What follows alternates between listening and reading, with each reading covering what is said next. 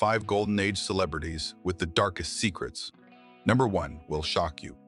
They smiled for the cameras. They signed autographs. They collected their Academy Awards and waved to adoring fans from limousine windows. But behind the carefully crafted facades of Hollywood's golden age lurked secrets so shocking, so carefully hidden, that studios spent millions to keep them from the public. Today, we're pulling back the velvet curtain on 5 legendary stars whose private lives were nothing like their public personas. And when you discover what number 1 was hiding, you'll understand why some secrets remain buried for decades. The golden age of Hollywood, roughly spanning the 1930s through the 1960s, gave us cinema's most iconic stars: Clark Gable, Judy Garland, Elizabeth Taylor, James Dean Thies weren't just actors. They were gods and goddesses who defined American culture and set standards for beauty, glamour, and talent that still influence us today. But the studio system that created these legends also controlled every aspect of their lives. The major studios, MGM, Paramount, Warner Brothers, 20th Century Fox operated with iron fists, dictating who their stars could date,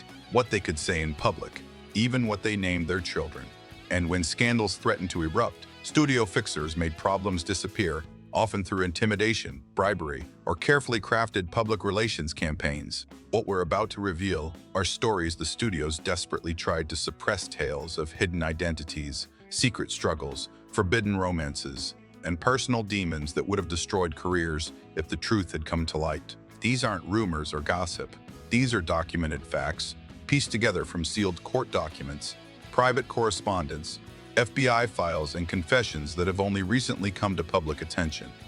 Prepare yourself, because the stars you thought you knew were hiding secrets that continue to fascinate us decades later. Number 5. Rock Hudson, Hollywood's leading man's double life. When audiences watched Rock Hudson romance Doris Day in romantic comedies or command the screen in epic dramas like Giant, they saw the epitome of American masculinity: tall, handsome, strong-jawed, the perfect leading man.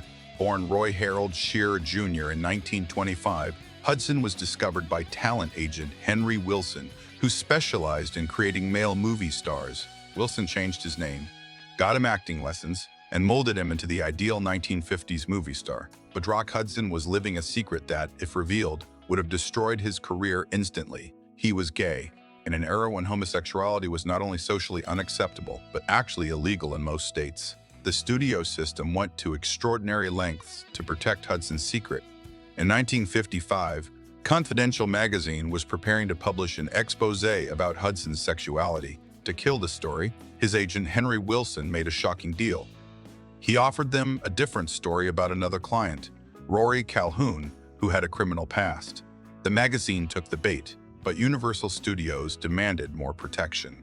They arranged a marriage between Hudson and Phyllis Gates, his agent's secretary. The wedding was a publicity spectacle covered by all the major magazines. For 3 years, they maintained the facade of a happy marriage, with carefully staged photo opportunities and interviews about their domestic bliss.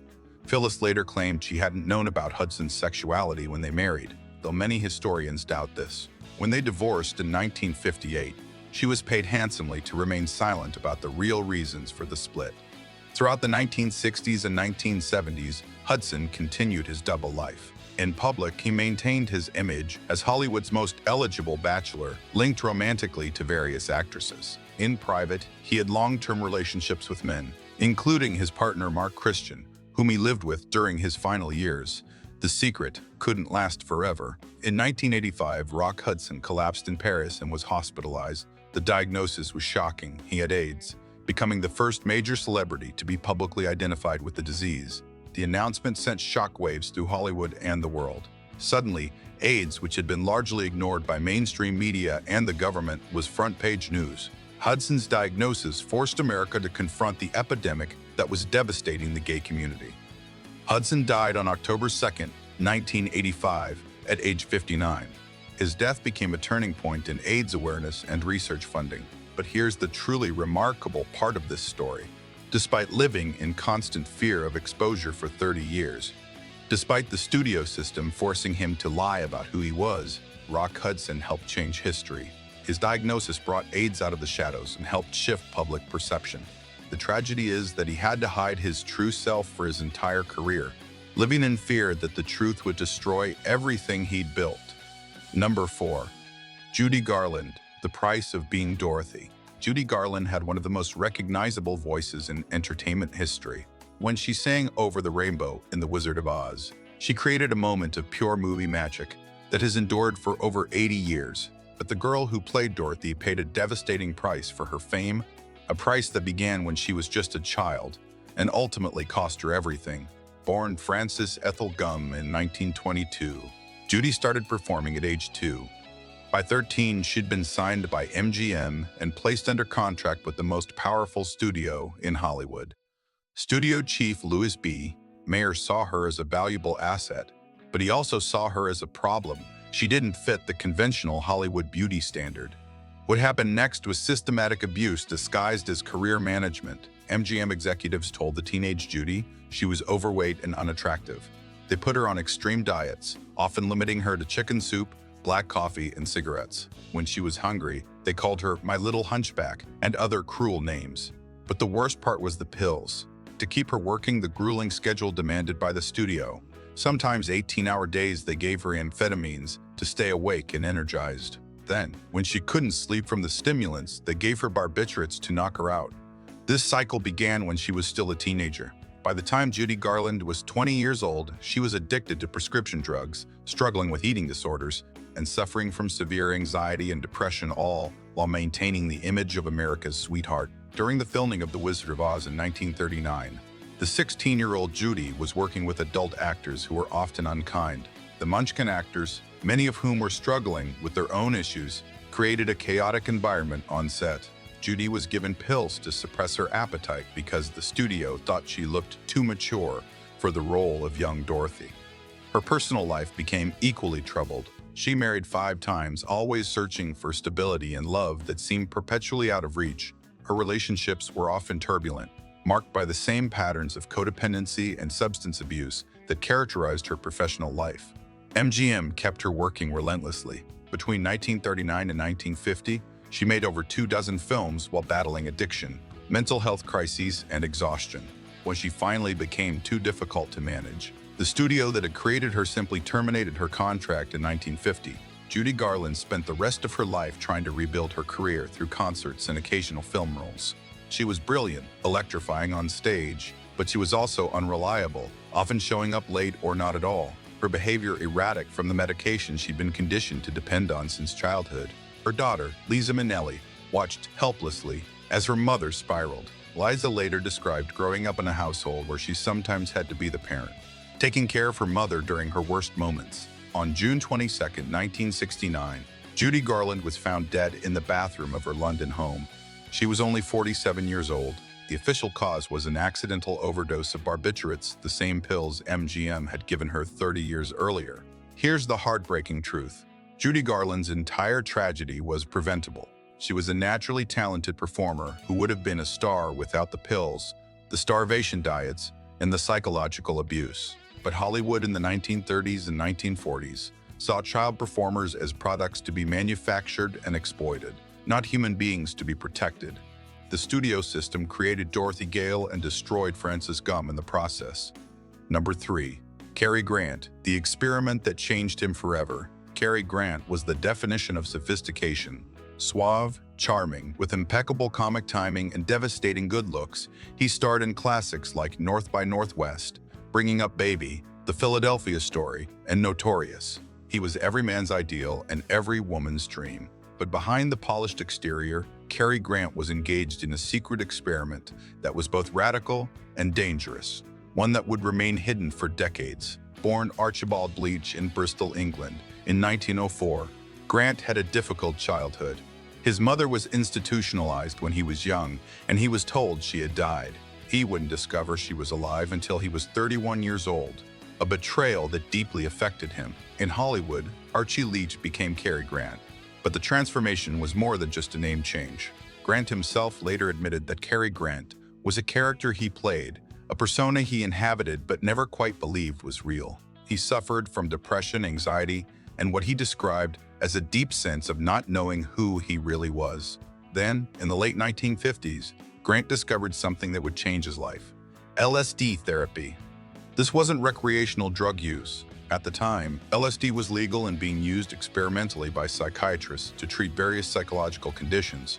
Dr. Prode, Mortimer Hartman, a respected Beverly Hills psychiatrist, was administering carefully controlled LSD sessions to help patients work through trauma and psychological blocks. Cary Grant began regular LSD therapy sessions in 1958.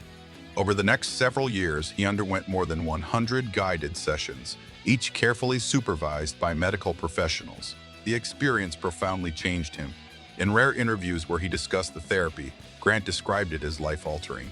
He said it helped him confront his childhood trauma, understand his identity issues, and finally make peace with the disconnect between Archibald Leach and Cary Grant. "I have been born again," he told Look magazine in 1959. In a surprisingly candid interview, "I have been through a psychiatric experience which has completely changed me." He credited LSD therapy with saving his life and his sanity, claiming it helped him overcome decades of psychological pain and finally feel comfortable in his own skin. But when LSD was made illegal in 1966, Grant's therapeutic use became retroactively scandalous. The revelation that one of Hollywood's most iconic leading men had been using a now illegal psychedelic drug could have destroyed his carefully maintained image. Fortunately for Grant, he had largely retired from acting by that point, making his last film in 1966. He spent his later years away from Hollywood, focusing on his family and serving on corporate boards. But here's what makes this story remarkable. Cary Grant was ahead of his time. Modern research has validated many of the therapeutic benefits he described, with LSD and psilocybin now being studied again for treatment of PTSD, depression, and anxiety. Grant died in 1986 at age 82. In his final decades, friends described him as genuinely happy and at peace, a state he attributed directly to his therapeutic experiences decades earlier. The man who seemed to have everything actually struggled with deep psychological pain, and he found healing in a treatment that was revolutionary then and is only now being rediscovered and validated by modern science. Number 2. Ingrid Bergman, the scandal that shook 2 continents. Ingrid Bergman was Hollywood royalty. The Swedish beauty had captivated audiences in Casablanca, Gaslight, for which she won an Oscar, and Notorious. She represented elegance, sophistication, and moral virtue on screen. Then in 1949, she made a choice that would turn her into one of the most controversial figures in entertainment history. Bergman was married to Dr. Peter Lindström, a neurosurgeon, and they had a daughter, Pia. From the outside, they appeared to be the perfect Hollywood family, but the marriage was troubled, with Bergman feeling increasingly trapped and unfulfilled. In 1949, she traveled to Italy to work with director Roberto Rossellini on the film Stromboli. Rossellini was one of the founders of Italian neorealism, a revolutionary filmmaking style, and Bergman admired his work intensely. On set, Bergman and Rossellini fell in love. The affair was passionate, all-consuming, and completely reckless. Bergman became pregnant with Rossellini's child while still married to Lindström. When the pregnancy became public knowledge, the scandal was explosive. Remember, this was 1949, a time when divorce was scandalous enough, but having a child out of wedlock was absolutely unacceptable, especially for a major movie star who represented wholesomeness and virtue. The American press turned on Bergman viciously. She was called an immoral woman, a homewrecker, and worse. Religious groups organized boycotts of her films. Senator Edwin C. Tarts Johnson of Colorado literally denounced her on the floor of the United States Senate, calling her a powerful influence for evil and attempting to have her banned from ever working in American films again. Bergman gave birth to her son, Robertino, in February 1950. She divorced Lindström and married Rossellini, eventually having 2 more children with him, including actress Isabella Rossellini, but her Hollywood career was effectively over. For 7 years, Ingrid Bergman was essentially exiled from American cinema. Her films were boycotted, her name was poisoned, and she was held up as an example of moral degradation. Here's what's remarkable. Bergman refused to apologize or show remorse for following her heart. In an era when female stars were expected to be compliant and apologetic, she essentially said, "I fell in love. I'm not sorry." She lived in Italy with Rossellini, making Italian films and slowly rebuilding her career. The marriage eventually ended in divorce in 1957, but by then, the scandal had begun to fade. In 1956, she returned to American cinema in Anastasia, giving a powerful performance that earned her a second Academy Award. When her name was called at the Oscars, she wasn't present, still afraid of how America would receive her, but the applause was thunderous, signaling her redemption. Bergman went on to win a third Oscar for Murder on the Orient Express in 1974. By the time she died in 1982, on her 67th birthday, she had been completely rehabilitated in the public eye. But the scandal reveals something important about Hollywood's double standards. Male stars had affairs constantly. Clark Gable, Spencer Tracy, Frank Sinatra, and their careers barely suffered, but Ingrid Bergman, for making the same choice, was crucified. She survived because she refused to play the role of the penitent woman. She lived her life on her own terms and waited for the world to catch up to her. Number 1. Laurence Olivier and Vivien Leigh, a love story destroyed by hidden illness. This is the story that will surprise you most, not because it's scandalous, but because it's tragic in ways that Hollywood never acknowledged. Laurence Olivier and Vivien Leigh were the most famous acting couple of their generation. He was British theater's greatest classical actor, commanding Shakespearean stages and later conquering Hollywood. She was a breathtaking beauty who won 2 Academy Awards for Gone with the Wind and A Streetcar Named Desire. They met in 1936 while both were married to other people. The attraction was immediate and overwhelming. They began an affair that scandalized British society, eventually divorcing their spouses and marrying each other in 1940. For the next 20 years, they were Hollywood and British, theater royalty, glamorous, talented, seemingly perfect together. But behind closed doors, Vivien Leigh was suffering from a devastating mental illness that neither she nor Olivier fully understood. Leigh had what was then called manic depression and is now known as bipolar disorder. Her mood swings were extreme and unpredictable. During manic episodes, she would become hypersexual, reckless, and verbally abusive. During depressive episodes, she was nearly catatonic, unable to work or function. In an era before modern psychiatric medication, and when mental illness carried enormous stigma, Leigh's condition was a carefully guarded secret. Olivier became her primary caretaker, often canceling his own work to stay with her during episodes. He consulted doctors, tried various treatments, including electroshock therapy, which was standard at the time, and did everything he could to protect her career and reputation. But the strain was destroying him. Friends later described Olivier as exhausted, depressed himself, feeling trapped in a marriage where he was more nurse than husband. Leigh's illness also manifested in infidelities during her manic phases, which caused Olivier tremendous pain. During the filming of Elephant Walk in 1953, Leigh had a complete mental breakdown on set in Ceylon, now Sri Lanka. She had to be replaced by Elizabeth Taylor, and the severity of her condition could no longer be hidden from the industry. Throughout all of this, Olivier remained devoted, publicly maintaining that Vivien was simply suffering from exhaustion or physical illness. He protected her reputation even as his own health and happiness deteriorated. By 1960, Olivier had finally reached his breaking point. He had fallen in love with actress Joan Plowright and wanted to marry her. He asked Leigh for a divorce. Despite everything, she was devastated. She still loved him deeply, even if her illness had made their life together impossible. They divorced in 1960 after 20 years of marriage. Leigh never really recovered from the loss. Her mental health continued to decline, and she struggled to maintain her career. On July 7, 1967, Vivien Leigh was found dead in her London apartment at age 53. She had been battling tuberculosis, and it finally overwhelmed her weakened body. Laurence Olivier and Vivien Leigh loved each other deeply, but they were fighting an enemy they didn't understand: mental illness in an era before effective treatment existed. Olivier was later criticized by some for abandoning her, but the truth is more complex. He stayed for 20 years, sacrificing his own well-being, trying to help someone who needed medical intervention that simply didn't exist yet. And Vivien Leigh, the woman who played Scarlett O'Hara and Blanche DuBois with such fire and vulnerability, was fighting a battle every single day just to function, while maintaining one of the most demanding careers in entertainment. Their story isn't about scandal or secrets kept for selfish reasons.